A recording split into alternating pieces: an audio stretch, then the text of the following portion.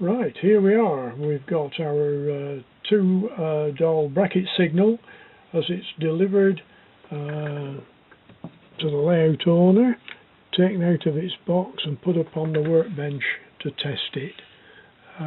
It's been transported in this special frame which simulates its location in the layout. The baseboard thickness, 10 millimeters, is reproduced there, and that ensures that the signal will be easy to install in its final destination. The signal is located by this brass tube, half-inch diameter, which passes through the baseboard and through the mounting frame for the servo motors. The servo motors which operate the signal will be controlled by a GF control unit, which we'll come to shortly. Each of the servo control leads is labelled up with the signal number, MW for Marchwood, lever number 5 and lever number 4. The red heat shrink is shielding the fibre optic which is used to carry the light to the signal lamps, and again that's something that we'll look at shortly. Notice that the signal arms are neither in the danger nor clear position. That's known as the safe position. It's the midpoint of movement of the servos, and the GF control unit has been used to set and lock the servos in that position prior to transport, and that's the position in which any maintenance, installation, removal work starts from.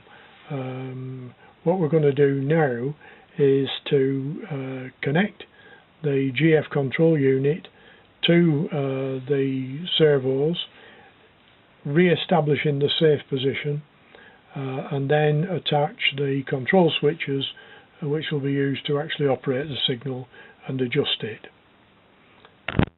This is the GF dual control unit which we're going to use to control the signal that we've just been looking at. It's called a dual unit because it controls two servos which are required to operate the signal. It's connected to a power source which will be 12 volts DC.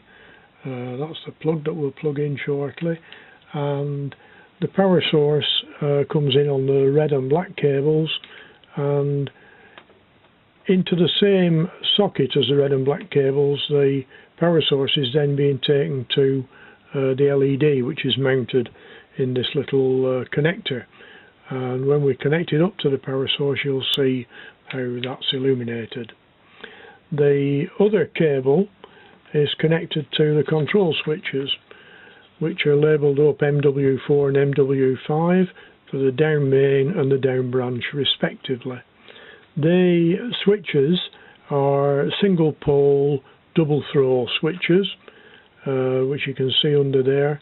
They've been wired up first of all simply to make the signal operate, and also they've been cross wired between themselves to make sure that you can't pull both signals off at the same time, which would obviously be an illogical display on the signals. So the signals can only show clear for one route at a time.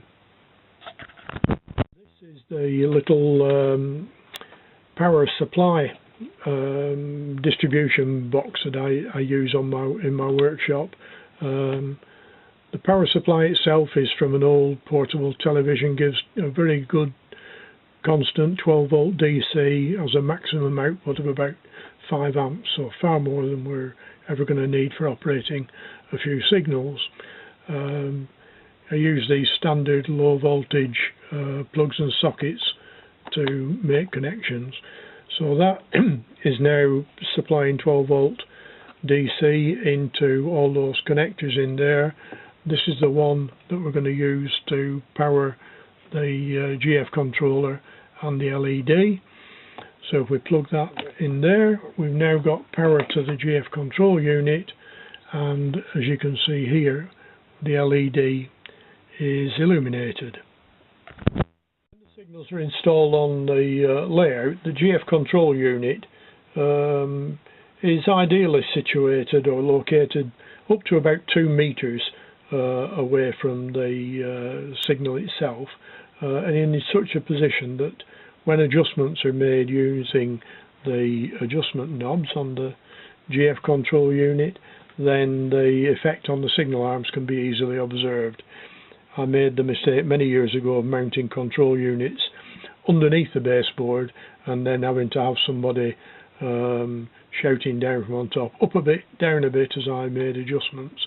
So I now try and ensure that the control units are mounted in such a place that you can see the signal as you're making those adjustments.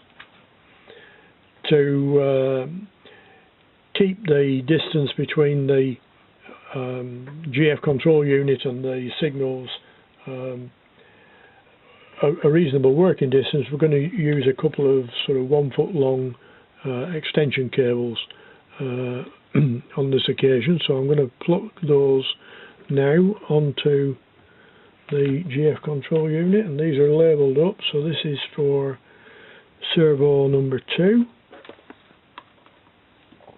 so plug that one on that side. Servo number 1 needs to be connected to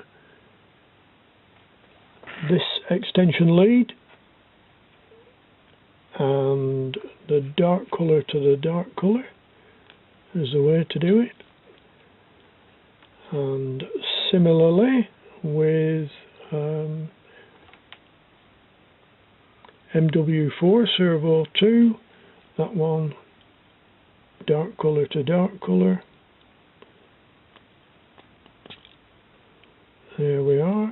The control unit is still in the safe mode, so those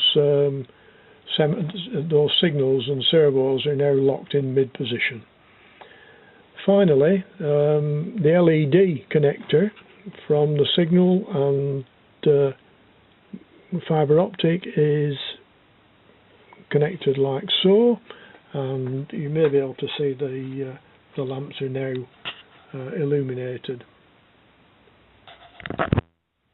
Just servo 1, which is connected to signal lever number 5, which is the down branch signal. Switch is in the on position, meaning that the danger should be adjusted. So using the adjustment knob, we set a nice horizontal position there. Clear the signal, and now we can adjust the clear position, and then we can operate between the two. It really is as simple as that.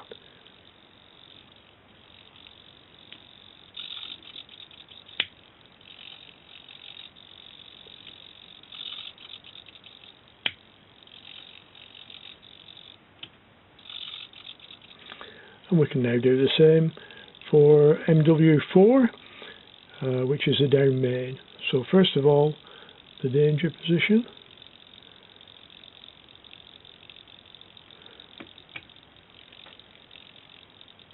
and then the clear.